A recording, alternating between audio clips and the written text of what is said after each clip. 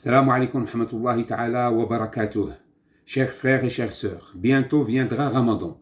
Et l'habitude fait que lors de grands événements, les commerçants et les grandes surfaces se préparent pour les périodes à forte affluence, de même que les étudiants et les élèves se préparent pour leurs examens, et ceci des mois à l'avance. Et bien de la même façon, les grands croyants et les gens vertueux se préparent sérieusement à l'arrivée du mois sacré et béni de Ramadan. D'ailleurs, durant Shaban, le mois juste avant Ramadan, le prophète alayhi salatu salam jeûnait énormément à tel point qu'on l'interrogea là-dessus. Il dit, c'est un mois que les gens négligent beaucoup. Il est entre le mois de Rajab et Ramadan, alors que c'est un mois pendant lequel les actions sont élevées auprès du Seigneur des univers. Et j'aime que cela se fasse pendant que je suis en état de jeûne, d'après An-Nasa'i.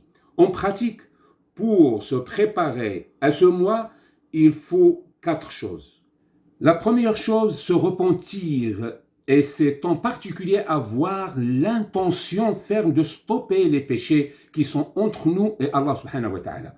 Nous faisons tous des erreurs envers notre Créateur, mais même si l'homme est plein de péchés, Allah subhanahu wa ta'ala s'appelle Ghafour, Ghaffar, Ghafir, le grand pardonneur. Donc dès aujourd'hui, ayons l'intention et prenons la décision de stopper nos péchés pour se préparer au mois de Ramadan, de ne plus y retomber ni pendant le mois, ni après ce mois sacré de Ramadan. La deuxième chose à faire pour se préparer au mois de Ramadan, c'est de rendre et restituer ce que l'on doit aux gens, de l'argent ou autre chose. Oui, chers croyants, tous les hadiths que l'on entend sur le pardon d'Allah subhanahu wa ta'ala pendant le mois de Ramadan concernent les péchés envers Allah subhanahu wa ta'ala, mais pas ceux envers les gens.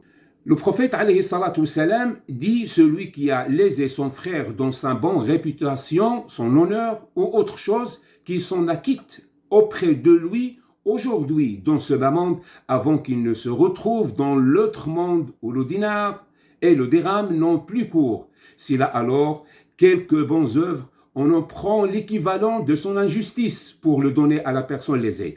Et s'il n'a aucune bonne œuvre, on lui fait supporter en compensation une partie des péchés de la victime, d'après Al-Bukhari. Donc, chers croyants, nous allons accueillir un mois béni dans lequel nous allons jeûner, être généreux, dépenser de nos biens, alors que des gens attendent le retour de leurs biens, alors qu'il est possible de s'en acquitter, et ceci est très grave en islam. La troisième chose à faire pour se préparer au mois de Ramadan, c'est de changer la mauvaise compagnie qui nous entoure.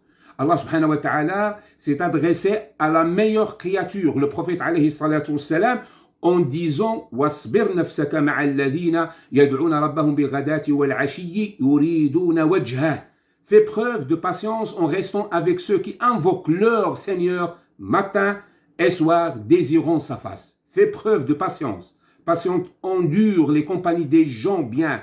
Ceci prouve que l'âme n'aime pas forcément s'asseoir avec ceux qui obéissent à Allah Azza wa Jal. Donc, si certains de nos amis ont une mauvaise influence sur nous, pour profiter vraiment du mois de Ramadan, seuls deux choix sont possibles. Soit tirer ses amis vers la voie du bien, et ils seront dans l'obéissance avec nous, ou alors si cela ne se fait pas, il ne reste plus qu'à s'en éloigner.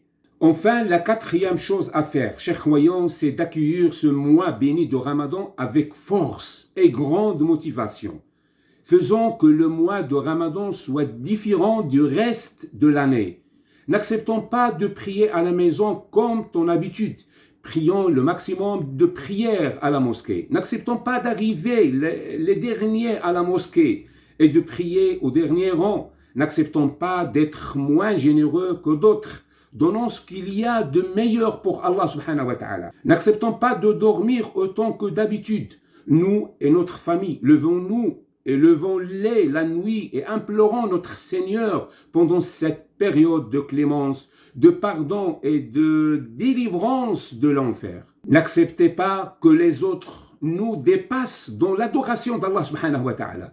Allah azza wa jalla dit « Sabiqu ila maghfiratin min rabbikum wa jannatin arduha ka'ardi as-sama'i wal ard » Hâtez-vous vers un pardon de votre Seigneur ainsi qu'un paradis aussi large que le ciel et la terre.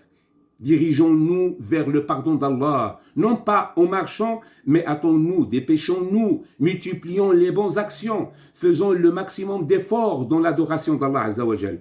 Préparez dès maintenant un planning d'adoration en tenant compte de notre travail.